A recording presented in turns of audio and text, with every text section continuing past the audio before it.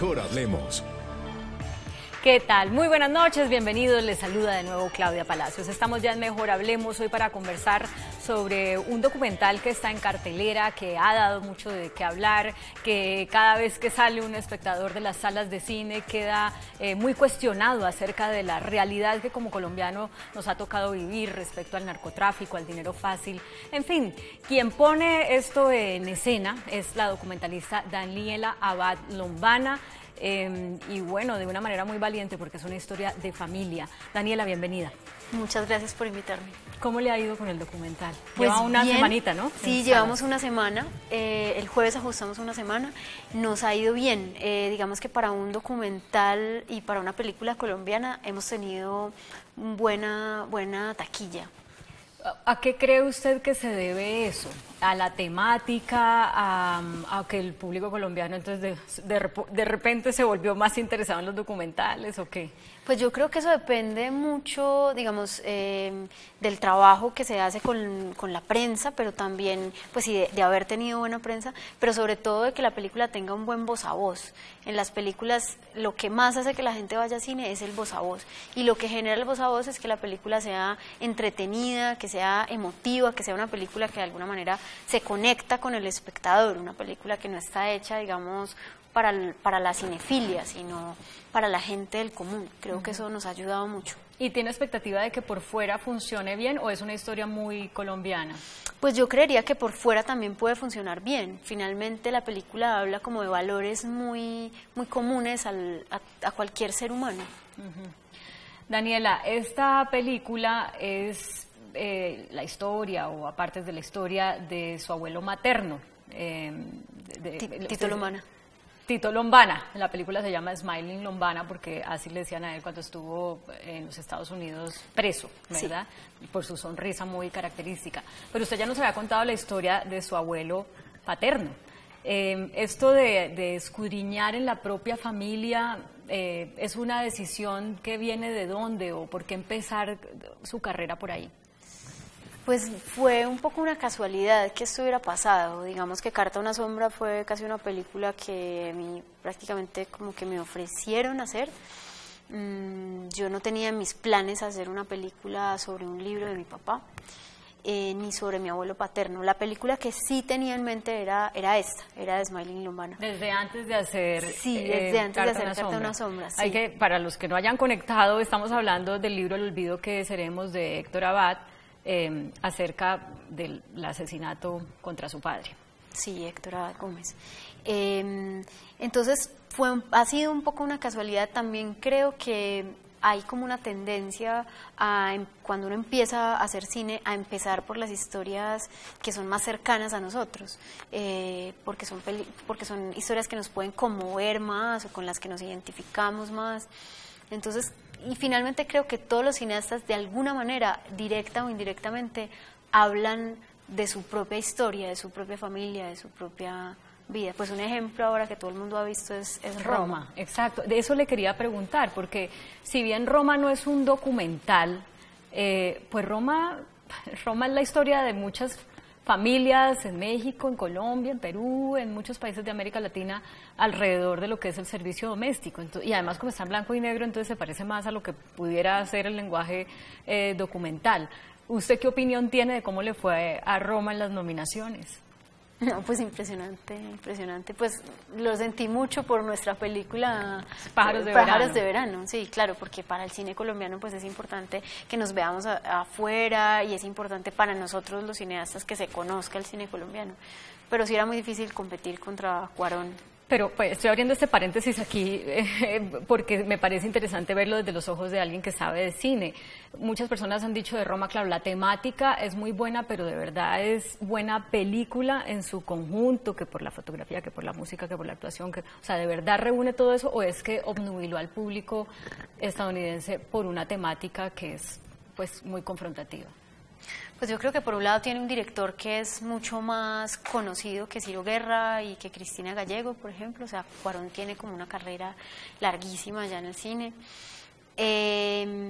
Y por otro lado, pues a mí es una película que me gustó, no me parece una obra maestra, pero me gustó, me parece una buena película y tiene muy buena factura y tiene unas cosas, digamos, unas decisiones desde la dirección geniales. Pero sí, no sé, no sabría, digamos, es muy difícil comparar Roma con Pájaros de Verano, son dos películas muy distintas, la otra es muy colorida, muy exótica de alguna manera. Sí. Roma pues es una película absolutamente sobria. Sí. Casi plana. Pero es lenta, es una película lenta. Claro que eso no la hace, es decir, el atributo lento no necesariamente es algo negativo en el cine. Pero sí, yo creo que es más una cuestión como de nombre también, pues, porque Cuarón tiene mucho más nombre que Pájaros de Verano, sí, que Cristina Gallego y que Ciro Guerra. Bueno, cierro el paréntesis y gracias por permitirme abrirlo. Daniela, entonces íbamos en que usted ya ha contado dos historias de familia y yo me preguntaba, ¿le deben tener terror en la familia, en las dos, en la Lombana y en la Abad? Y pues todas las ramificaciones, porque dice ahorita, ¿qué será que se está imaginando contar? Pues, a ver, mucha gente me hace ese comentario. Realmente, pues para mi familia materna sí fue muy difícil que yo hiciera esta película. Y fue una película que hice casi en contra de la voluntad de ellas, pensando que al final de pronto iba a servir para algo. Pero usted dice al final del documental que cree que no cumplió ese objetivo. Pues sí, creo que no. De pronto a la larga, sí. A veces yo creo que uno a veces no ve como los resultados inmediatos de lo que uno hace. De pronto a veces los ve después de 10 años, 20 años, a veces no los ve uno, sino que los ve otra gente. Pero curiosamente, creo que la salida en cines de la película, que a mí me tenía muy asustada por lo que mi familia pudiera decir, ha sido menos grave de lo que yo pensaba. O sea, no hubo un estreno para ellos. Es que ellos no quisieron. Yo sí hice una premiere en donde estaban invitadas todas las personas de mi familia, pero solo me acompañó mi tía, que siempre me ha apoyado con la película, pero mi mamá ni mi abuela, pues no, ellas no. Mi mamá además vive en Italia, entonces no hubiera podido venir, pero cuando ellas vieron la película no les gustó, no están de acuerdo, no les pareció una buena película. Pero la gente les ha empezado a decir que sí es buena, entonces creo que ellas están cambiando lentamente la opinión sobre la película. ¿No les parece una buena película desde la factura o porque no querían que se contara, entonces no importa la calidad del producto, no les iba a gustar, no les iba a parecer buena? Yo me imagino que ellas siempre se cuestionaron, bueno, ¿por qué a la gente les va a interesar nuestra historia personal? Sí, como que no veían la relación entre su historia personal y el país, digamos, que es lo que intenta la película. Pues lo que intenta la película es precisamente presentar a un personaje que es un poco un arquetipo de la sociedad, es un personaje con el que muchos se pueden identificar o que muchos tienen en su familia.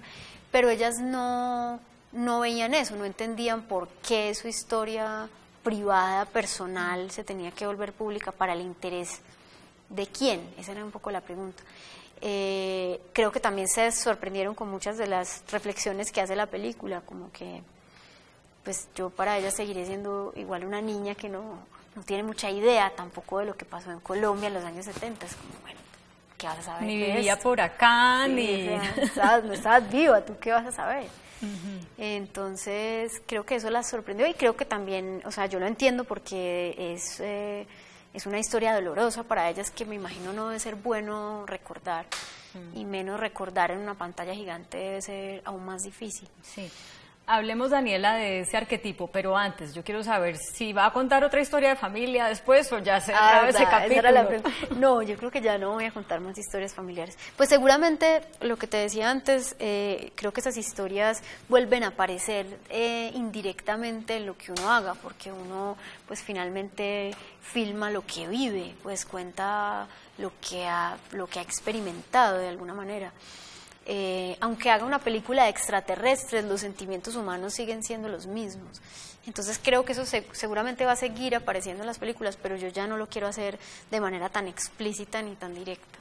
Y tengo ganas de hacer ficción también. Ah, sí. Yo creo que su familia hacen, ahorita sí lo vamos a invitar a los cumpleaños y a las celebraciones. Daniel, hablemos del arquetipo, porque realmente lo importante de la película es que trasciende la historia, los nombres y los apellidos que se dicen ahí, porque de alguna manera todos hemos estado tocados por el narcotráfico, nos hemos visto retados a tomar decisiones en nuestra vida que eran transversales a eso que estaba viviéndose en Colombia y que se sigue viviendo alrededor del narcotráfico. Cuando usted encuentra que en su familia, su abuelo fue un narcotraficante, pero es una familia que es la familia Abad, además parte de su abuela materna tan culta, tan europea, y tener esa mancha, ¿cómo usted elabora a partir de eso tan particular, dejar ese mensaje general de es que a todos nos ha pasado y a todos nos puede volver a pasar? Sí, yo creo que, bueno, yo no creo que Tito, creo que tal vez es demasiado definirlo como narcotraficante, sí. Creo que era una persona que estuvo de alguna manera vinculado con el inicio de la mafia en los años 70. O sea, lo que yo también quería mostrar es cómo empezó a operar la mafia en nuestra sociedad, más como, digamos, el inicio era realmente el contrabando, y después cómo eso se volvió más una ideología.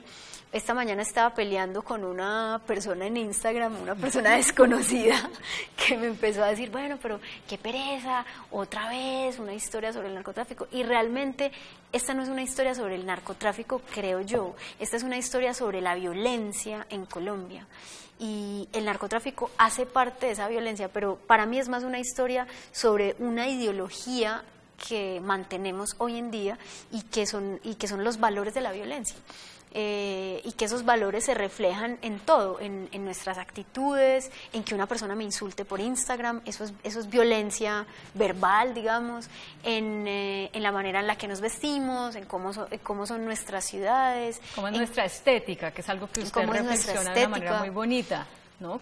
Y además que se relaciona perfectamente con el oficio que tenía Tito, que era un artista, además era un artista, pues usted lo muestra ahí como alguien muy talentoso, muy virtuoso, muy... Sí, era un artista que tenía, digamos, como mucho futuro en el arte, pues que fue el escultor de los zapatos viejos, que fue como su obra más reconocida y que tenía mucho talento, y qué bueno que hayas notado como esa relación. Sí, a mí me interesaba como hablar de un hombre que era un enamorado de la estética y de la belleza y cómo de alguna manera fue precursor de una estética que hoy en día es una estética de la violencia, es decir, cómo hablar cómo la estética realmente refleja una ética.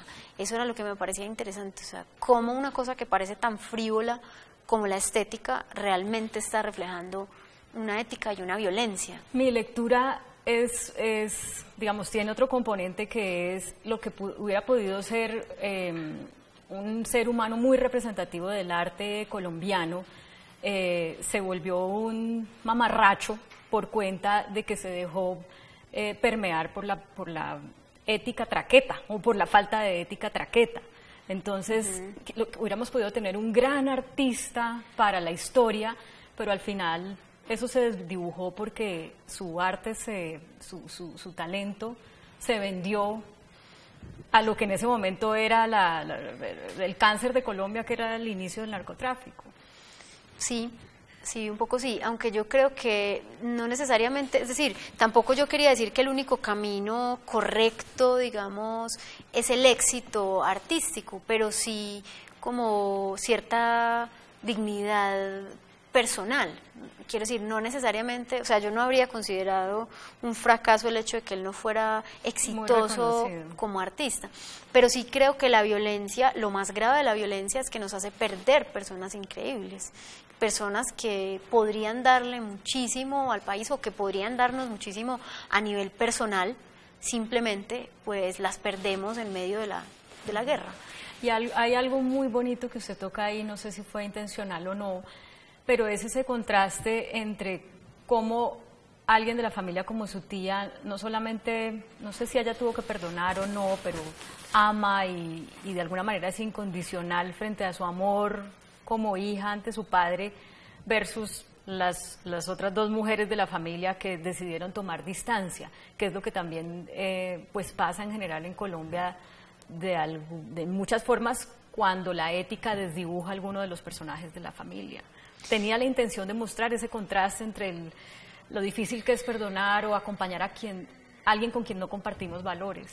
Sí, claro, porque digamos que creo que otra cosa que pasa mucho con eso es que las familias se rompen, o sea, lo grave también de eso es que eso genera unas rupturas insanables dentro de la sociedad y dentro de las familias, o sea, también lo que quería mostrar era las consecuencias de esa corrupción de los valores, cómo nos afectan a nivel personal y a nivel de sociedad, y a nivel personal de familia pues nos afectan rompiendo totalmente una familia que se dividió realmente en dos.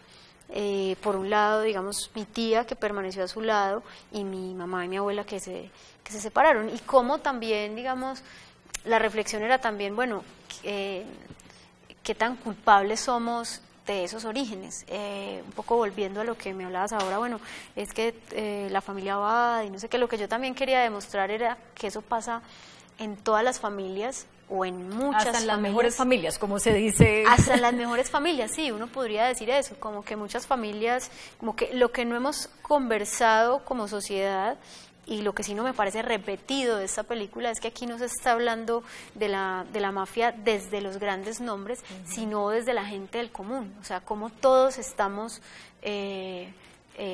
cómo a todos nos salpicó de alguna manera eso, y cómo todos terminamos aceptándolo indirecta o directamente. No, y todos heredamos la cultura del dinero fácil, y entonces en el día a día siempre hay que estar pensando en eso, creo yo, ¿no? Sí, exacto. Daniela, la pregunta que dejamos planteada, tener el peso de esa historia intelectual, de esa herencia intelectual de su abuelo, además asesinado en las condiciones en que fue asesinado, con una historia que es tan cercana a los colombianos, porque el libro de su padre Héctor pues lo ha leído toda Colombia y más. ¿Cómo contrasta con el hecho de también tener en su sangre, en su historia familiar, alguien que tenía unos valores a lo mejor en el lado totalmente opuesto del de su abuelo Héctor? Pues para mí realmente creo que ha sido muy enriquecedor, de alguna manera, conocer esos contrastes y saber que vengo de esas dos partes. Tito tenía algunas cosas que yo admiro mucho. Era además un seductor absoluto, pues. Creo que era una persona también culta, era una persona sensible. También un poco lo que quería demostrar es que no necesariamente la violencia viene de personas insensibles, incultas, ¿sí? Es decir, cualquier persona se puede afectar por eso. Me gusta, por ejemplo, venir de una familia que es antioqueña, pero también tener mucho de costeña. Eso me gusta. Entonces creo que no, o sea, lo que yo vi con las dos películas es que yo podía contar la historia de Colombia, o parte de la historia de Colombia, tal vez de los momentos más importantes de la historia de Colombia, entre los 70s y los 80s, desde dos lados totalmente opuestos, y que eso me podía enriquecer muchísimo, pues podía enriquecer al espectador, pero a mí como persona creo que me enriqueció tener esos contrastes y darme cuenta de lo compleja que es la historia colombiana y de lo complejos que somos como seres humanos, que es un poco también la conclusión de la película. El trabajo para conseguir el material de la película es de quitarse el sombrero, o sea, de ir a conseguir el expediente, no sé si fue o se lo mandaron, de cuando él estuvo preso en Estados Unidos, lo leyó, ¿cuántas páginas eran? Como 1500. 1000 y pico de páginas, pero además las imágenes, que uno dice, bueno, sí, en esa época mucha gente ya tenía las cámaras de video personales que eran unos mamotretos, pero poder rescatar los videos, pues tenerlos listos para esta calidad de película, ¿cómo fue eso? Pues realmente mi abuelo Tito, el protagonista de la película, había tirado todo ese archivo. Lo que nosotros usamos es archivo familiar, totalmente familiar, es decir, cosas que ellos mismos grababan. Y Tito lo había botado a la basura y mi mamá lo recuperó.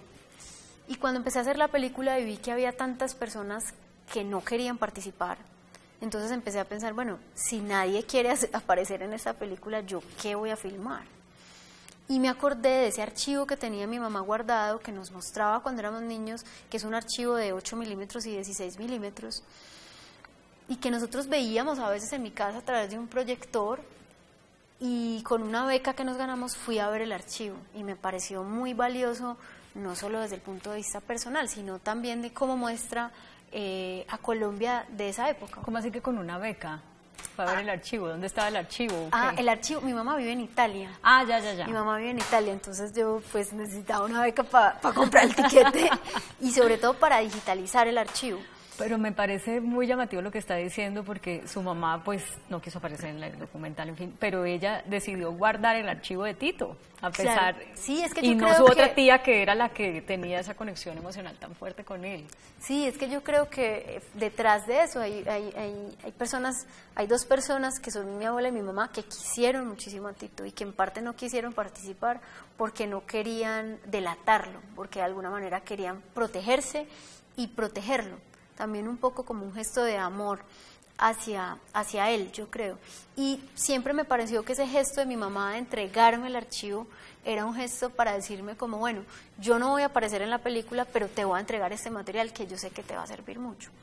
Entonces, sí, simbólicamente creo que fue pues así. Fue una gran participación porque la película tiene, pues yo no sé qué porcentaje de su riqueza en las imágenes. Sí, digamos que la película está hecha un 70% con archivo fílmico y que creo que el editor Andrés Porras supo usar de una manera distinta porque digamos son imágenes que no son informativas meramente, sino también como emotivas y que a mí me gusta que se vea Colombia en esos años que tampoco estamos acostumbrados a ver. Cartagena en los años 60, Medellín en los años 60. Ese encuentro con los hermanos de Tito, de los que él se distanció, es lo que entiendo, ¿no? Sí, un montón, y además todos entre ellos parecieran vivir en condiciones muy diferentes. Sí. ¿Eso fue una sorpresa para usted? Sí, eso fue una sorpresa. O sea, ¿esa era una parte de la familia con la que usted no tenía una relación permanente? Sí, yo no los conocía. Yo creo que muchas veces en el documental es bueno cuando uno tiene obstáculos, como por ejemplo que mi familia no quiera aparecer, porque entonces uno empieza a buscar soluciones. Y la solución que encontramos con Miguel Salazar, el productor, era, bueno, busquemos a la familia de Tito. ¿Qué pasó con su familia? ¿Quién nos puede hablar de su infancia, por ejemplo? ¿O quién nos puede dar otro punto de vista? Y entonces, a través de las redes sociales, los encontramos. ¿En serio? O sea, puro Facebook. No, ellos no tienen Facebook, pero sus hijos tienen Facebook y yo les escribí como hola y ellos respondieron muy bien a mi invitación porque realmente a ellos siempre les pareció raro que Tito se hubiera alejado de esa manera, entonces fue realmente un reencuentro bonito, pues como volvernos a encontrar y como conversar de un montón de cosas. ¿Qué pasó con el que destruyó el monumento e hizo uno nuevo poniéndole su nombre? Porque así sí no aparece en la película. Sí, no, Héctor Lombana fue un escultor mucho más reconocido que mi abuelo Tito, de hecho creo que la mayoría de esculturas que hay en Cartagena son de él, y cuando yo empecé a hacer la película, él ya se había muerto. Entonces yo no pude hablar con él, solo pude hablar con sus hijas sí hablé. ¿Y pero esa parte no está en la película? Esa parte ¿Qué no le dijeron está de en la cómo era la película. relación del con Tito? Pues aparentemente era buena, digamos que la teoría de ellas de por qué bueno, ellas están muy bravas conmigo en este momento, porque no están de acuerdo, digamos, con esa versión de que pues Tito es el autor original de los zapatos viejos, pero su hermano Héctor destruyó los zapatos y los volvió a construir. Pero la teoría que tienen ellos es pues que no había otra posibilidad, que las botas se estaban resquebrajando y que había necesariamente que tumbarlas. La teoría de mi familia es que no, que las botas estaban hechas de manera muy sólida y que podían y que resistir. todo se volvió un plagio después. Exacto. Daniela, se nos acaba el tiempo y quiero de verdad invitar a la gente que nos ve a que vaya y vea Smiling Lombana, porque como decía al principio, es mucho más que una historia muy particular del abuelo, de Daniela, de Tito Lombana. Es una historia que nos ha permeado a todos los colombianos y que nos cuestiona sobre muchas decisiones que hemos tenido que tomar en la vida, acerca de la ética, de la manera de vivir, de la manera de ganarse la vida. Entonces creo que es una una buena oportunidad para reflexionar como sociedad en lo que somos como individuos. Muchas gracias por acompañarnos. Gracias por la invitación. A ustedes también. Los dejamos con apartes de Smiling Lombana. De Smiling Lombana. Así le decían a mi abuelo Tito en Estados Unidos. Fue un tallador desde niño tremendo. Un virtuoso total, sin escuelas de nada.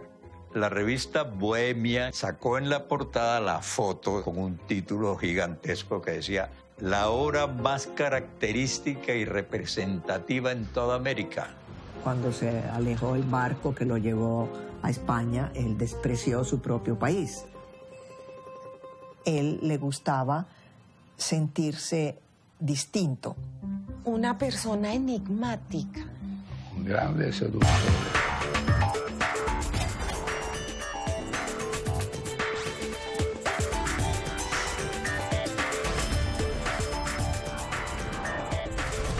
Mejor hablemos.